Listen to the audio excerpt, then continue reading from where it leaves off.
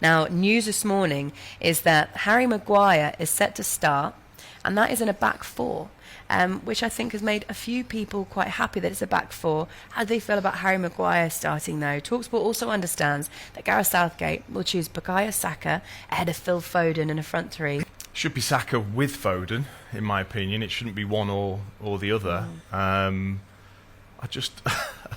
how can we not have Phil Foden in our England team? To me, that's just... I can't... Is he world class for you, Phil Foden? Oh, he's such a talented player. I think you could even play him a bit deeper if you want. Just to get him in there as well. Just to get him involved in the game. Play him in the 10. Yeah, or even a little bit deeper than that. Yeah. If you were to play one holding midfielder just right, so you could have Bellingham and Foden in front. I was going to say, would that be instead of Mount then?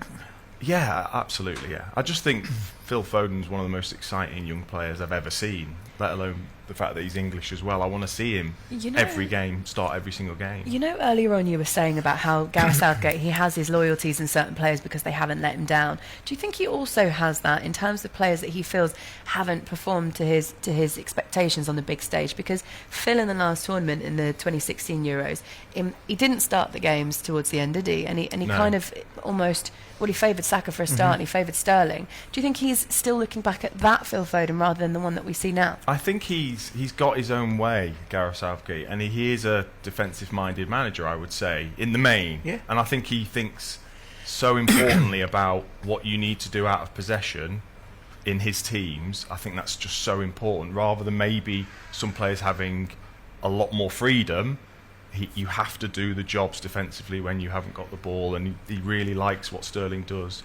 Mount is excellent, probably one of the best in that position out of possession. But I want to see the Gaza type player that just takes the game and does something that the defence doesn't know is going to happen and can't defend against, and gets me off my seat. I think England have got... Honest to goodness, Dean, I think they've got in their squad maybe certainly 2 or 3 of those type of players. I would include Maddison and Foden, you've got Grealish, you've got real maverick types of players. But I'm with you. I understand why Gareth has done it, and it makes sense. Sterling had a great last Euros. He's never let England or Gareth down. He's got goals in. It wouldn't surprise you if he scored a couple of goals today. But if I'm Phil Foden, I would be very, very disappointed. He'll handle it the right way, of course he will. Is that the only real surprise for you in what we think is a team?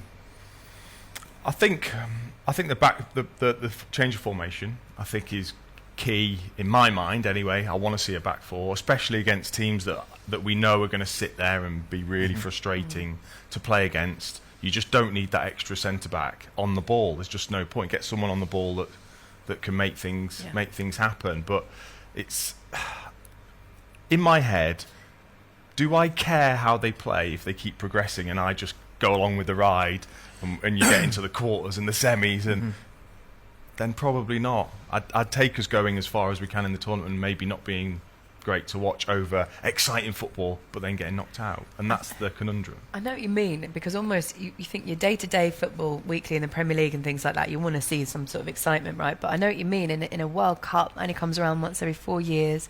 This is a big opportunity, big stage. There's almost a part of you that kind of goes, just win it, right? Do what it takes and just win it. But I'll be really interested to see them in a back four tonight, and with that team as well. I really hope for Harry Maguire. I really hope he does revert back to the form that we've seen him in the England shirt the last couple of tournaments. I think he does have it in him, and it might be taking him away from that environment in England that he's been a part of for the last season or so, that he's been feeling under pressure. Hopefully taken away from it, Ali might get it out of him again. Do you know what I think, Laura? Dean, it'll be interesting to hear what you think. I actually think it's a great group for England to go and express themselves. I really do. I think it's great news that Gareth's going to go with a back four. I'm the same as you. It probably gets more attack-minded players. Listen, the pressure clearly as favourites to win the group will be on them. But I look at the three opposition, and I think they're good games for England and England's players to go and show what they can do. But imagine the pressure if you're Harry Maguire and you start. You know, and Gareth as well, and he makes a mistake. You know, that's the pressure that he's got on him every time he steps out at the moment. That's really difficult to have. Isn't it? Let's talk about some other topics that are really pertinent to deal with. So there was an initiative by the Netherlands to wear the One Love armband.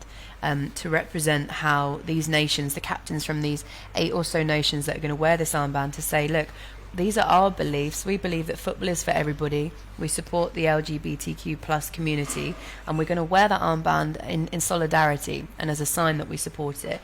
So it's now come out that if Harry Kane does wear this, and he'll be the first nation out of all of them, the captains that are going to wear it, he's going to be the first one to wear it today.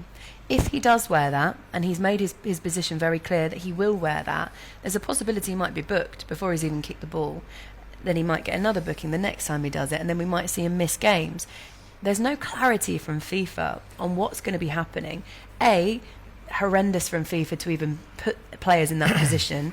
Make the rules clear so that players know and they can have that decision in their own hands. Don't let them go into this game not knowing what's going to be happening. If you were that player, Dean, what would you do? I find it very difficult. I'd have to have clarity. I would, because there's one thing doing it, and as a group of players and a staff, you understand that. But it's very, very different then if, as a player, you have to then maybe take a yellow card. That's then a really personal decision that you're having to make. And I wouldn't have thought a fair one to put Harry into. So there has to be some clarity there. It's very, very difficult, isn't it? I would think it's near impossible for there not to be total clarification before they get into the England's opening game. There has to be. It's so particularly, as you correctly say, it's so unfair in England, but it's so unfair in Harry Kane as an individual.